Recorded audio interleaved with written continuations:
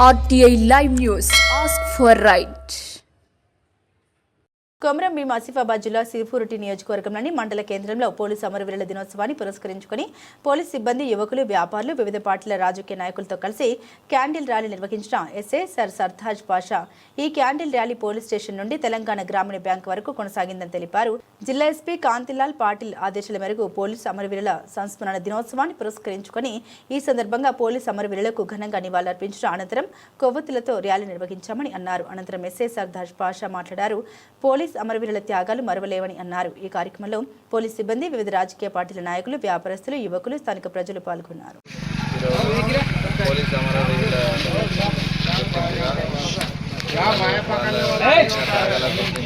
చేసిన క్యాండిల్ ర్యాలీలో పార్టిసిపేట్ అయిన అందరికీ ధన్యవాదాలు.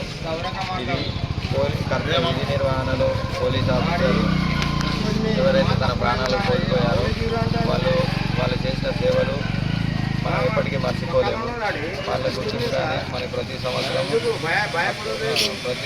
మనం పోలీసు అమరవీరుల గురించి ఇలా ర్యాలీ చేయడం, ప్లస్ వాళ్ళ త్యాగాలను గుర్తు చేసుకోవడం జరుగుతుంది.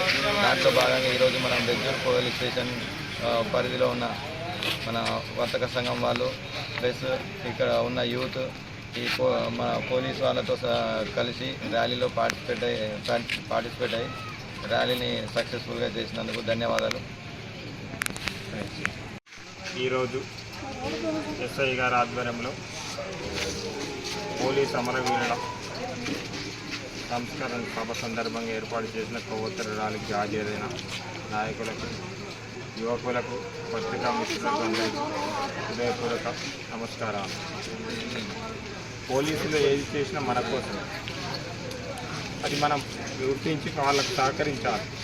ప్రతి ఒక్కటి పోలీసులు మన గురించి ఆలోచిస్తారు, మన కోసమే విధి నిర్వహణ ప్రాణాలు అర్పించారు. కాబట్టి ఈరోజు మనం కొవ్వొత్తుల ర్యాలీ నిర్వహిస్తున్నాం. ఇంకా జావీ చెప్పినట్టు అన్ని పోలీసులు చెప్పే నిబంధనలు పాటిస్తే యాక్సిడెంట్లు తగ్గుతాయి, మరణాలు తగ్గుతాయి. యువతకు చెడు అలవాట్లు అనేది ఉండకుండా చూసే బాధ్యత పోలీసులు. కాబట్టి పోలీసులకు మనం అందరం సహకరించాలి.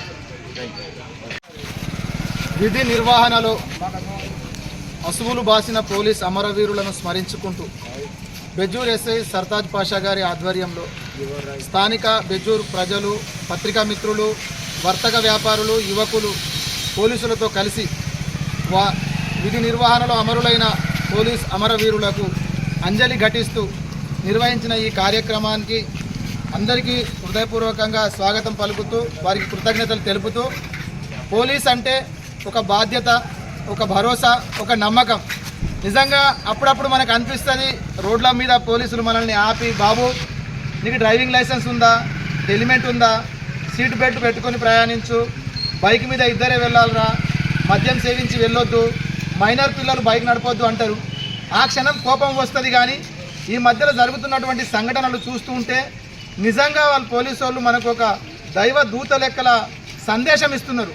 మన ప్రాణాల రక్షణ కోసం వాళ్ళ ప్రాణాలు పణంగా పెట్టి 24 గంటలు ఎండలో ఉంటూ ఎండ, వాన, చలిని భరిస్తూ మన రక్షణ కోసం వాళ్ళు ప్రయత్నాలు చేస్తున్నారు.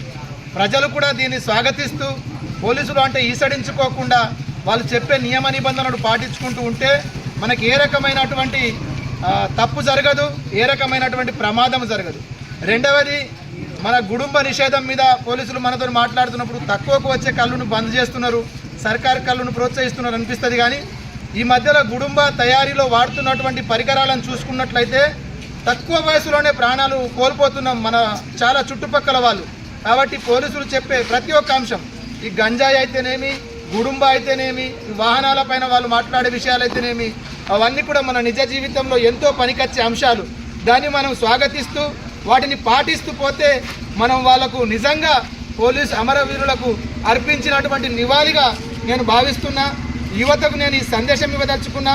ఇవాళ గంజాయి మారుమూల గ్రామాలలో కూడా వ్యాపించింది.